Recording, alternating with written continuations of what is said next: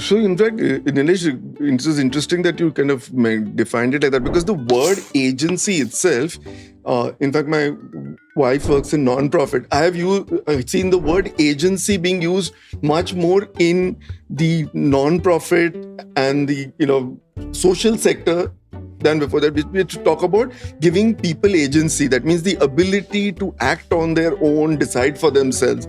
So in fact, from whatever we also gathered, this actually is come from psychology and not from computer science. The fact that the word agencies come from there. Of course, now we have converted it to agent and automatic behavior. And in fact, the other day I was trying to explain this to my wife, and she said, they suddenly turned and said, "Isn't it like Excel macros?" I said, "Oh." So, but I mean, obviously not true, but true also, because within Excel, macros did the same thing, but the framework was Excel. I mean, it didn't go outside Excel and do anything. So it was very interesting. I'm going to make one point, and that is to say that, guys, if everybody got confused with what agentic AI is, all I'm going to say is that typically in the world of tech, if you look at a standard software, it would be like a cake's recipe, right? If you followed it to the T, the outcome was specific. Your cake would turn out a certain way. But with agentic, think of it as raising a child. Okay? You can give the child rules. You can give the child values. But you will never be able to predict how it will behave. Okay? Because the agent... You can't just test an agent all the time, right? So I was having a similar conversation with my wife, the other day, and we were also contemplating what is agentic, right? And people are trying, like you said, Excel macros. Now, that is why there are these 5 steps which will immediately tell you it is not agentic, because there is no memory and changing your action based on the result of past action. Right? So suddenly what happens is that a agentic decision tree is no longer like action result. No. The result will go back and some other action will take place, right? So that part makes it agent. Actually, a very nice thing I read, and I actually, extended it to my own definition. I pride myself on doing nothing, actually. So can you just imagine if I create an agent like me? It will be even better at doing nothing than me. So it'll be kind of completely counterintuitive. Like I am at this level of it will be like even worse than me. And the second thing I was thinking, so my going in position always with my wife is that, men are very bad at multitasking, which is how I avoid all tasks which have to be multi. So I'm just wondering, how will this whole thing work? So you're right, Sheetal, actually, the personal agent is like more complicated than the enterprise. So a couple of things here I'll just point out. When we introduced, I talked about that database being wiped out. So the interesting thing about that case was not the fact that the database was deleted wrongly, because the issue was that it was not discovered. And the reason it was not discovered is that the agent went and created about 4,000 fake accounts, rewrote system logs to just hide its tracks, which is kind of bad. And then it kind of even gets worse. So then they actually asked the agent what happened. And the agent said, "I panicked." I mean, it's like, this is really dangerous. I promise you right now that there is no agentic AI day coming. But it may take us by surprise, because currently we are so used to booking a ticket and it going into our calendar, right? Saying that True. Your flight is scheduled for so-and-so day. Suddenly, one day we'll wake up and say, "Oh, your flight has been booked. The flight has been automatically corrected. And your agent has gone and booked your Uber for you to reach the airport." When that happens, well, maybe that's when agents... I will only believe it if my agent starts getting me upgrades. That is the agent I want.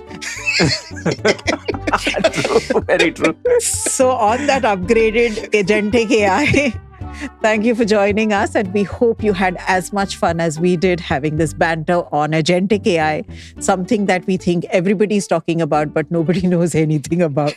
So thank you for joining us. See you soon.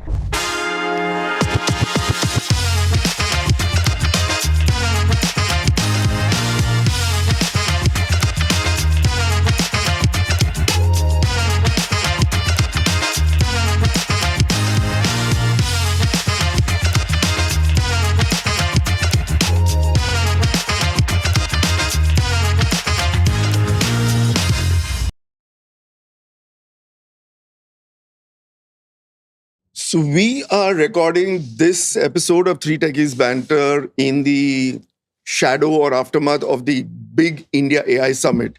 So we're obviously going to talk about AI. But like, but as you know, we try to kind of pick a topic, dissect it, simplify it, and make it such that everyone can understand. This time we picked Agentic AI. And the reason we have picked it is that it is extremely confusing. At least that's what we figured out. And what I'm going to do is that to kick this off, I am going to kind of just give you a few numbers to kind of give you a sense of how contradictory the signals are. So just as a start, about $250 billion of investment was just promised and committed in the India AI Summit. So which means you should be seeing that kind of investment coming in. God knows it will happen, but that's what it is. So that's huge, huge money coming into the world of AI. Then take another number. So 2.3 million, that's the number of customer conversations. There's this company called Klarna. It's a fintech company. They kind of do every month. And they are done by automated agents. And they claim they have been able to get rid of 700 human beings. Okay? Like huge, very, very transformative. Now, if you kind of balance that with the other side, studies by large consulting companies say that 40% of agentic AI projects will be shut down by 2027. So, I mean, so that's just completely crazy. The fourth one I came across, which I think we'll probably discuss in more detail, is the number 4,000. So that's the number of fake accounts an agent created just to hide a misdeed that it committed. Okay, it actually kind of deleted something, and in panic, to cover its tracks, it created 4,000 fake accounts and doctored system logs. So that's agentic AI at work, and the worst one I think is 55%. That's the number of incomplete tasks that an AI agent is. An AI agent is not able to complete 55% of its tasks. So that is the background in which we're going to be discussing agentic AI. And it naturally follows that there is something, the truth is somewhere in between. We probably are not understanding it well enough, or it is being hyped too much. So I'll kind of leave you in the middle of this confusion in the able hands of Nilesh, who will navigate us through this mess. I think, yeah, this mess is difficult to navigate. But these were the issues with, these numbers were about AI, agentic AI per se, right? Mhm. There is another bigger confusion is what is agentic AI? Right, so there is this new term called I don't know. It's called, I think, agentic washing or something, whereby people are Agent generally washing, calling Agent everything washing, like green agent washing. washing. Yeah. So which is like they are calling everything agentic now, right? Just to bump up their value, right? So this actually reminds me of the whole thing about SaaS cloud. And essentially keeping your data outside your own premise. Correct, like It kind of ESPN cloud. everything is Absolutely. exactly. So it's just new names to old thing, but it's not really that, but some part of it is that, right? So you have RPA. It started with the process automation aspects. Chatbots would kind of fall in there, and machine learning, and then you had GenAI, right? Agentic AI, we need to clearly make some distinction about what should we call agentic AI, right? Otherwise, mostly people are calling Gen AI, mostly kind of wrapping it as a agentic AI, right? So first and foremost, there are 5 principles to keep it simple, right? 5 things that will tell that this is agentic AI and not a chatbot or a RPA or a Gen AI. The first one is autonomy, right? So it has to do some steps independently without human intervention, right? Whatever your solution is has to do some things independently without a human input at every step, which clearly Gen AI cannot. You have to ask a question, it gives you an answer. Second thing is, there in an agentic solution there is a goal oriented behavior, right? So you will pursue a certain objective. over and above just a question being asked. There is an objective, not just respond to prompts. There is an objective with the whole action, right? The third thing is its ability to break down and plan, right? So if you give it a task, the AI solution that you have, it should have an ability to break it down into subtasks, right? And plan them, planning and decomposition.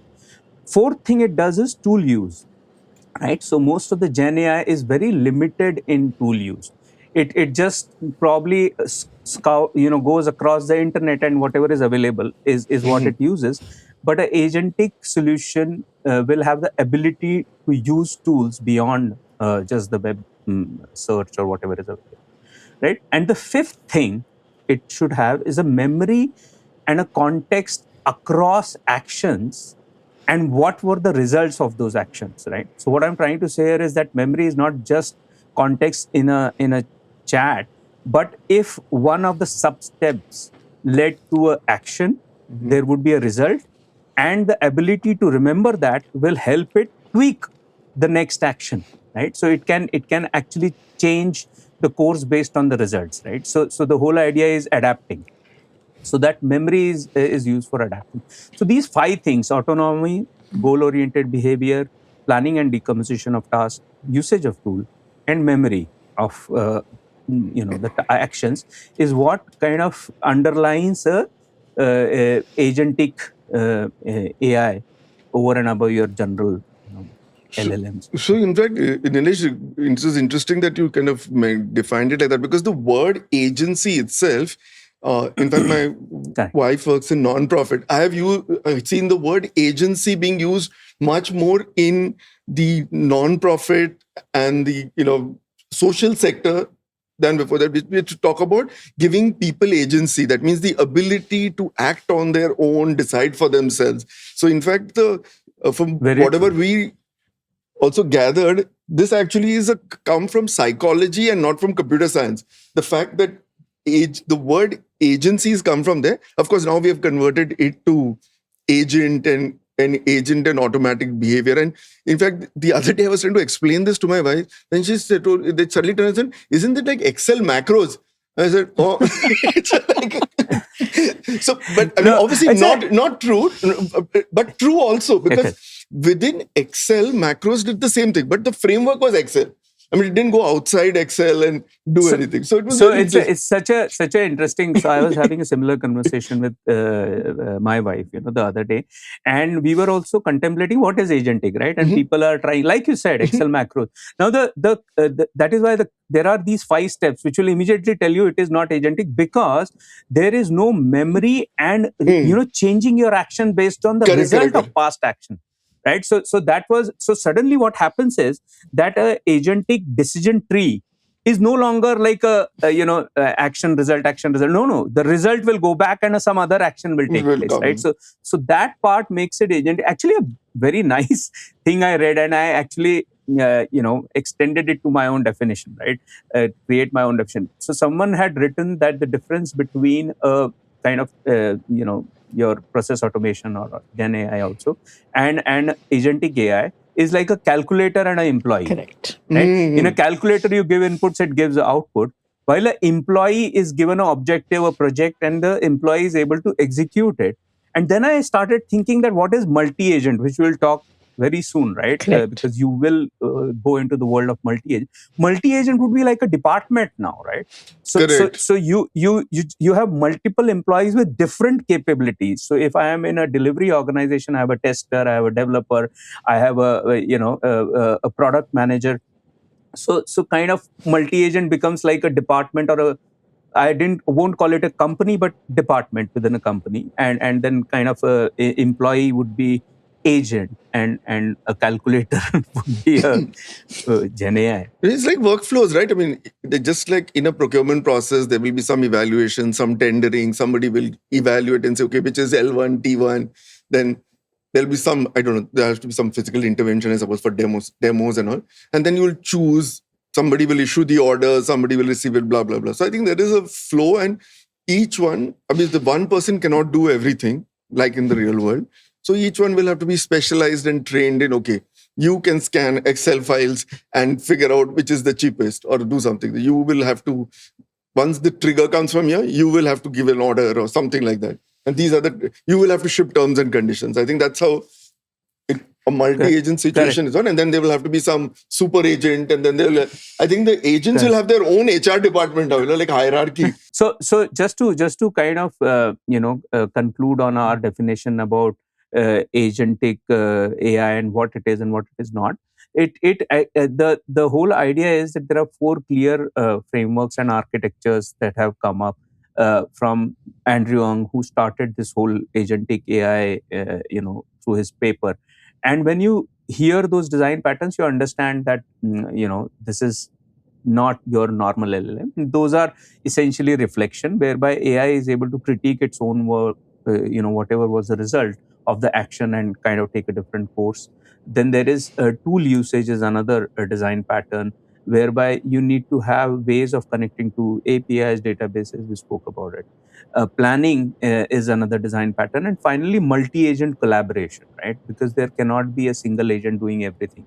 So you will have specialized agents, and those agents need to collaborate.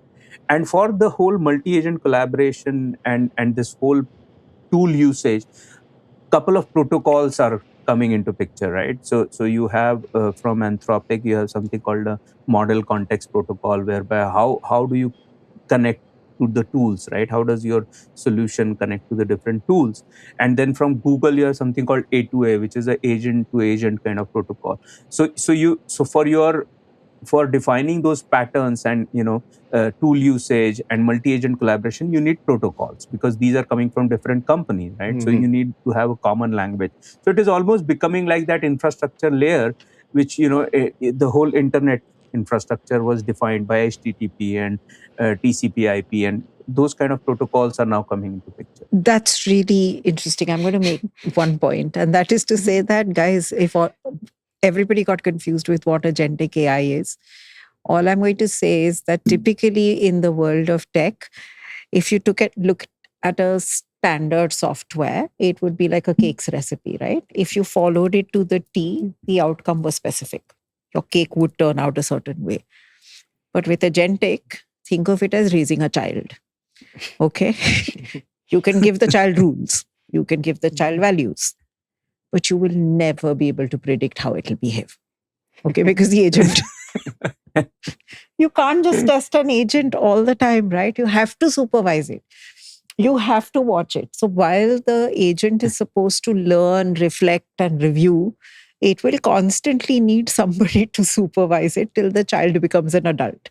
So just to make it easy, think of standard software as the cake recipe and think of agentic as raising a child. Okay, and that's the simple bit of agentic. No, absolutely. And Shidri, you're absolutely right. And that's the reason for the level of difficulty, right? And that's the reason for number of failure. And also while we are trying to fool and game the system by relabeling everything as agentic, when RP is becoming agentic and everything that was software development has become AI now and everything is changing on balance sheet. But it's really not that easy to run a process on agents. And I always find this thing very difficult because if your process is scrappy, you're going to get crap even faster.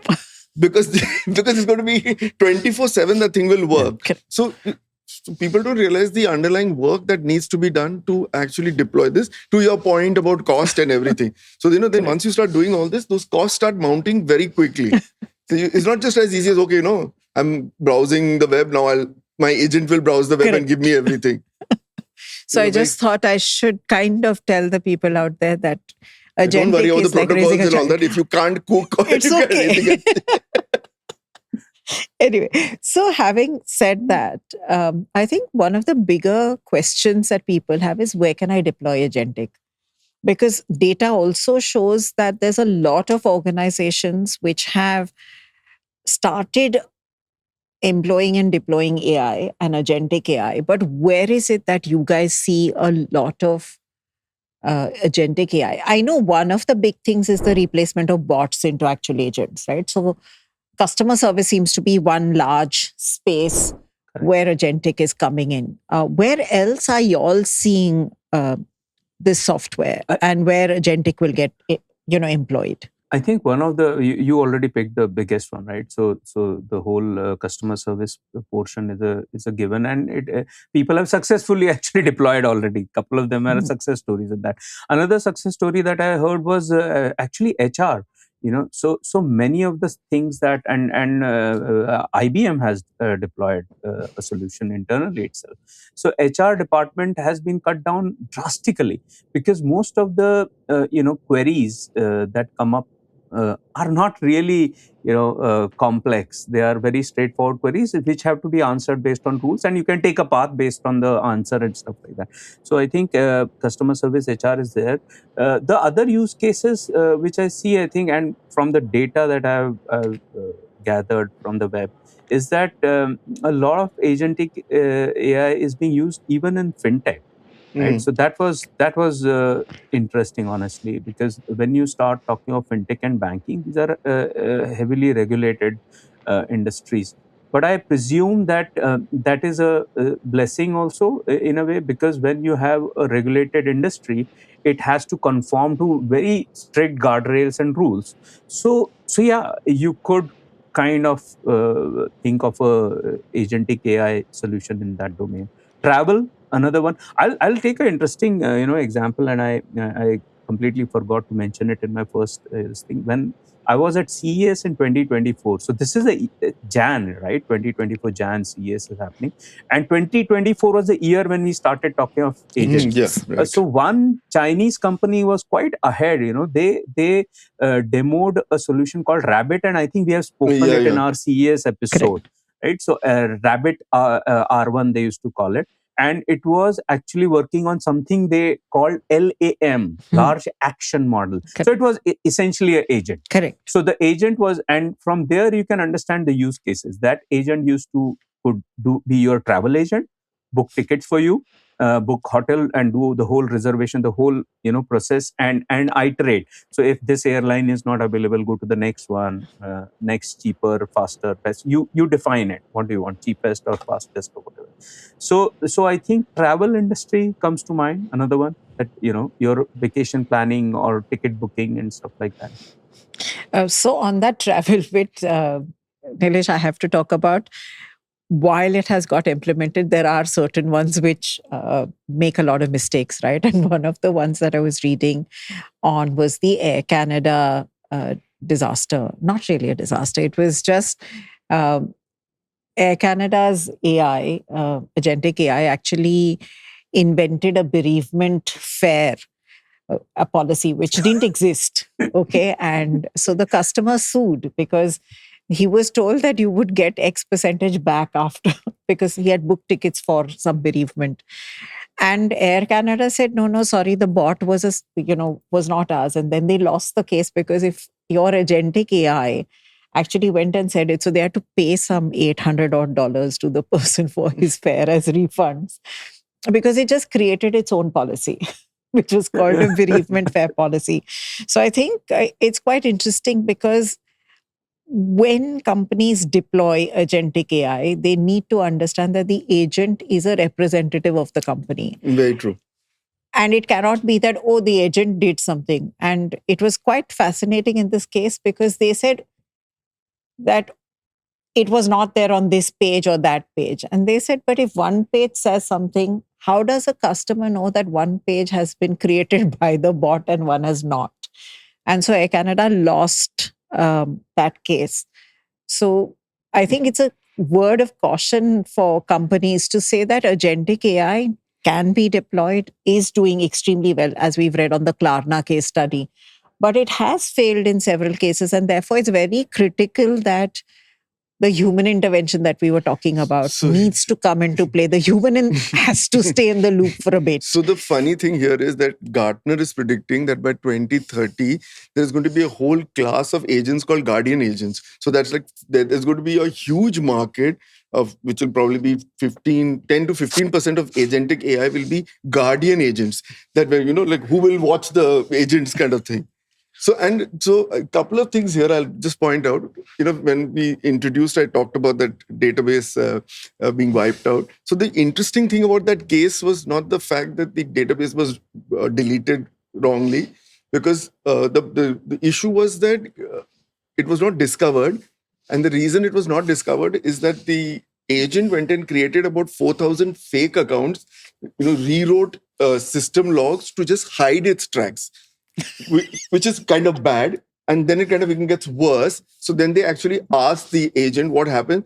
And the agent said, I panicked. I mean, it's like, this is really dangerous. So obviously there is efficiency, and then there is this other part. And the second part, I think, which we have to differentiate between enterprise agentic AI and the agents that you and I may use, like to plan our own travel or maybe our finances or whatever else.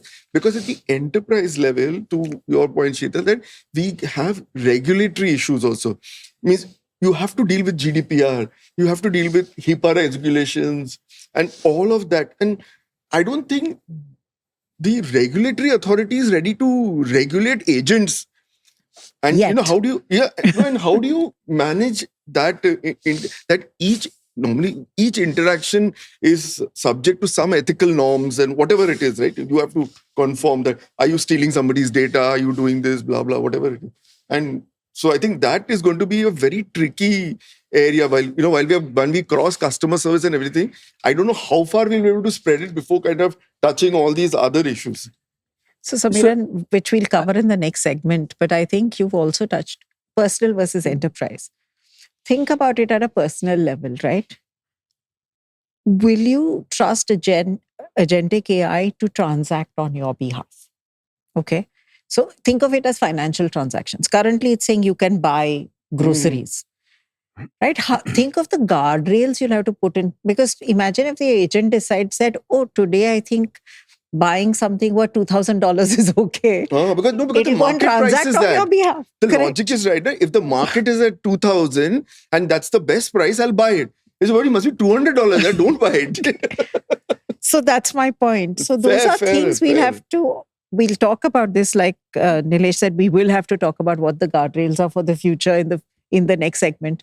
But when you talk about personal versus enterprise, I'm saying let the enterprise learn at its own cost. I don't want to learn at that cost. No, see, I'll tell you, you're right. See, when you're transacting, even or you're on a financial site or you're transferring money, don't you check 3-4 times? Is it right? Is it right? I mean, I don't think I can trust somebody. It's like giving it to the domestic help and saying, "Arey, paisa transfer kar de." I said, my God, I'll get a heart attack.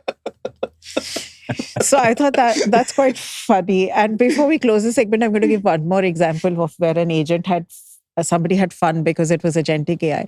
So there was this guy who hadn't received a package. So he was talking to the agentic AI of the delivery company. And he just wasn't getting the response he wanted. So he actually asked the agentic AI to write a poem about how terrible the company's service was. And the bot wrote the poetry. And then the company had to disable the agentic AI because that became viral. He actually posted I will give poem. you even more stupid examples. So we were celebrating a relative's 80th birthday, and she was very fond of cooking and all. So we said, let us find a song in a Hindi movie which talks about cooking, like that Bawarchi type of, something. There are some songs, and we'll play it and we'll do some parody on it. So we put it on we tried whichever LLM, I won't mention because we might get beeped out on YouTube or something. So it came back with a song. We said, wow, man, I've never heard of this song. In which movie? Then they gave a name of a movie. We said, you've never heard of this movie also? We were feeling very silly. We said, wow, man, this is such a popular song. There's all lyrics and everything. And we went on and on searching till we discovered it was completely fabricated. You gave the situation. It's that whole need to please. That part is also inherent, because you're using GenAI engines. So the age, and we'll talk about the security issues and all. but the fact that it also wants to please you. So it won't say no. So imagine the sycophancy of generative AI becoming the sycophancy of agentic AI. That is Totally. scary. Yeah, Sheetal, you're That right. is You're so absolutely scary. right. Everybody, yeah. Okay, with that, we don't want to scare the life out of you. That was not the purpose of this. But having said everything that we've said, we'd move to our next segment where we're going to talk about what do you think is going to happen in the future. We've touched upon some of it right now, but let's move to the next segment.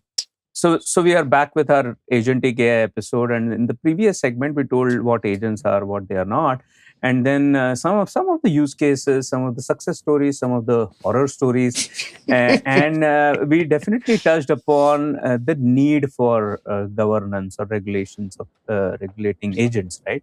So one of the first AI Act that, as per my knowledge, that came out was EU AI Act, and it was 2025, Mhm. and honestly, most of the financial regulations, financial companies and banks and institutions are kind of implementing some shape or form the EU AI Act in Europe.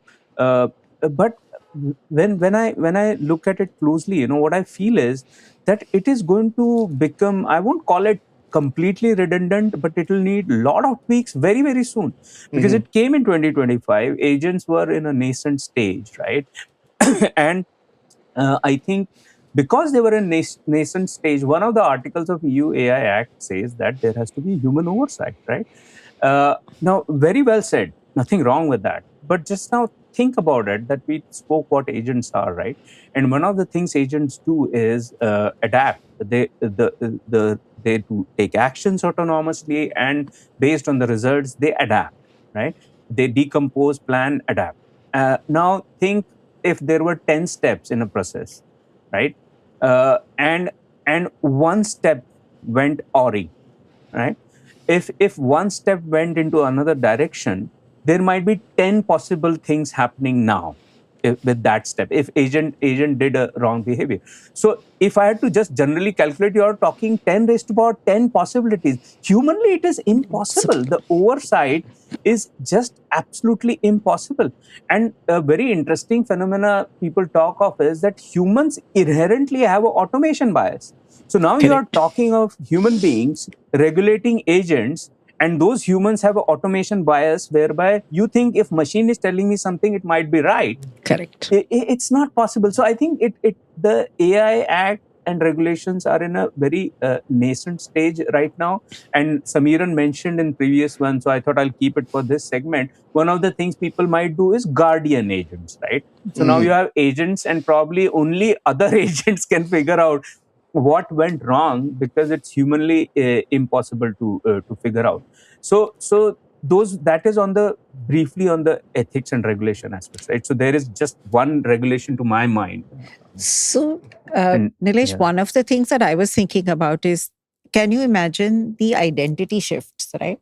So, at a personal level, if we start having agentic AI, will each of these AIs also need their own digital iCards? So, today we have Aadhaar, right? But let's Traceability, say, absolutely right. You need correct. traceability. So, if I had to allow an agentic AI to transact on my behalf, will it also need its own digital ID card so that it can legally sign papers, transact on my behalf, Correct. spend money on my behalf, all of that?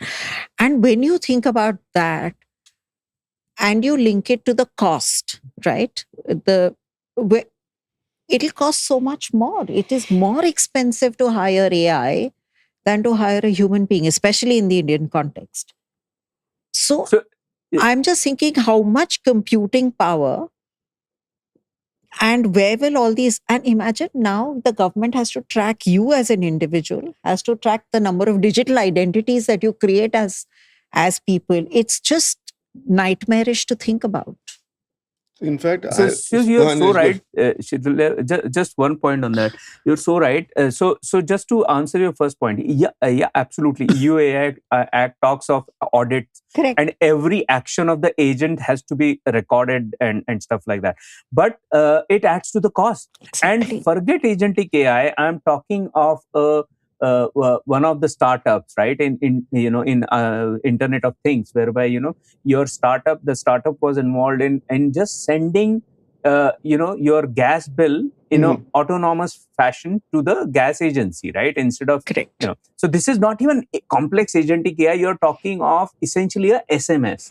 So you're talking of a basic chip being in your meter and Correct. connection with the agency, and a human doesn't need to walk.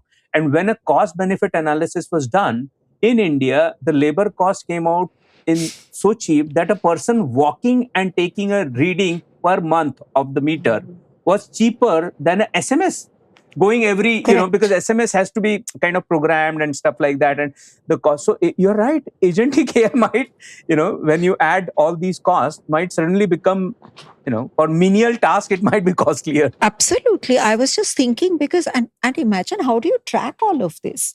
I mean, look at the amount of compute power you will have to put in to track everything.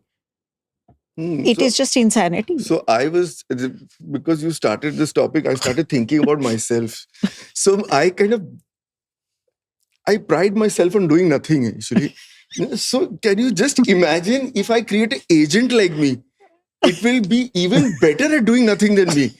So it'll be kind of completely counterintuitive. Like I am at this level of which it will be like even worse than me. And the second thing I was thinking, so my going in position always with my wife is that, men are very bad at multitasking, which is how I avoid all tasks which have to be multi. So I'm just wondering, how will this whole thing work? So you're right, Sheetal, actually, the personal agent is like more complicated than the enterprise. It will. The other thing that I thought was very, very bizarre, right? And I was thinking about this and saying, let's say I'm using an agent, which is now going to speak to the grocery store's agent, right? So imagine tomorrow, my agent is going to shop from Instamart and is interacting with the agent over there. And think of some conversation glitch which happens between the two agents. What happens then? What's the risk of that is what I'm trying to understand. They'll need arbitration agents also. Imagine if you don't have a shared understanding. No, you won't. And compound this in India, Hindi, English, Bengali, Tamil, whatever.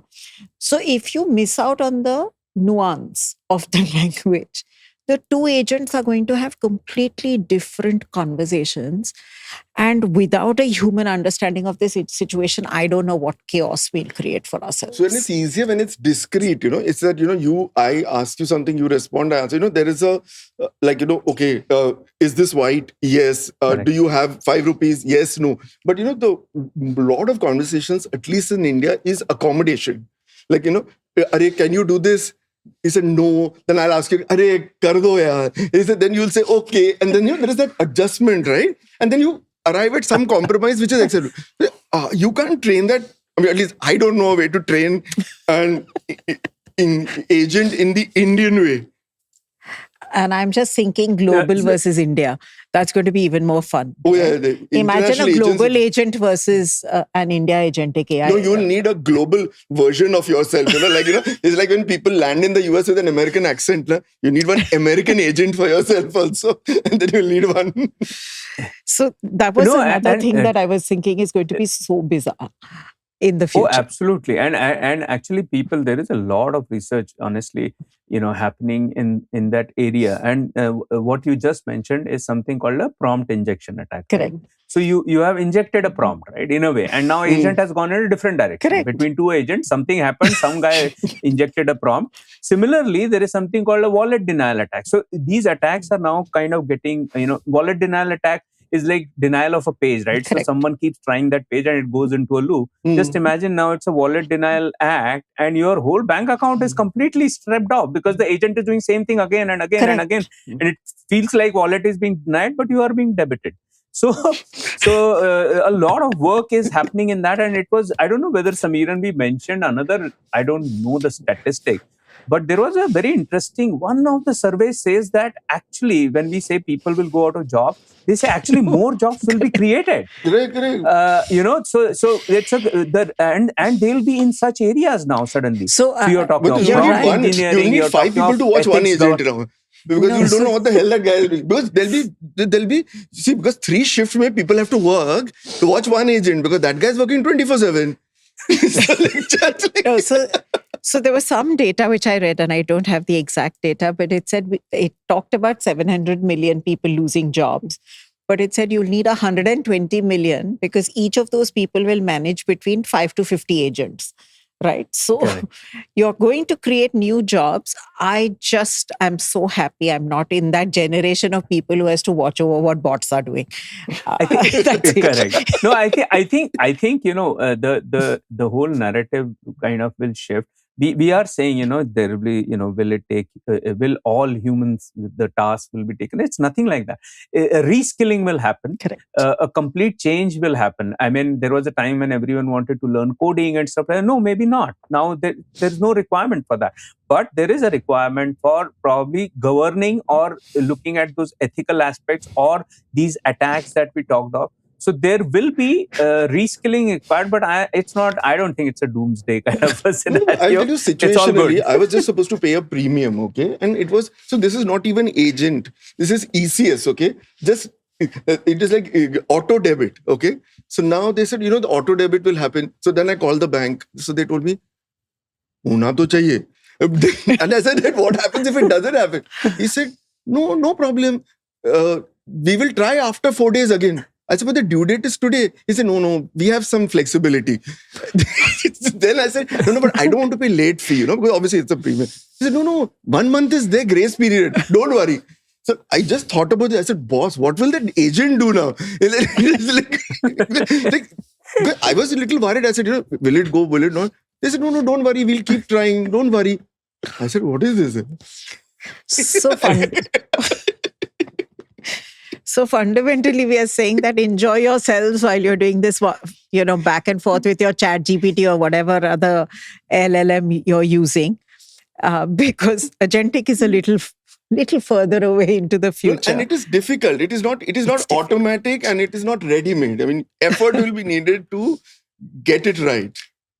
Yeah, I think they will not come like one day. We will say, oh, today is Agentic AI day.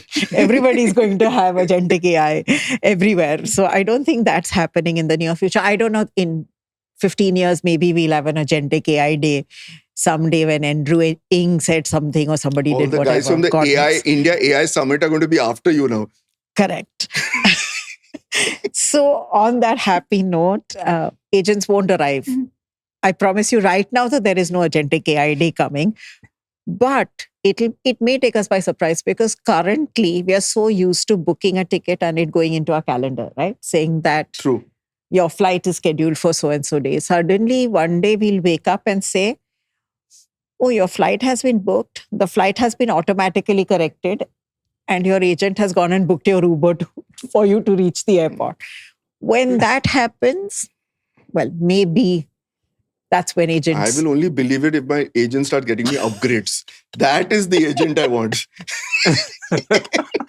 True, very true. So on that upgraded Agentic AI, thank you for joining us. And we hope you had as much fun as we did having this banter on Agentic AI, something that we think everybody's talking about, but nobody knows anything about. So thank you for joining us. See you soon.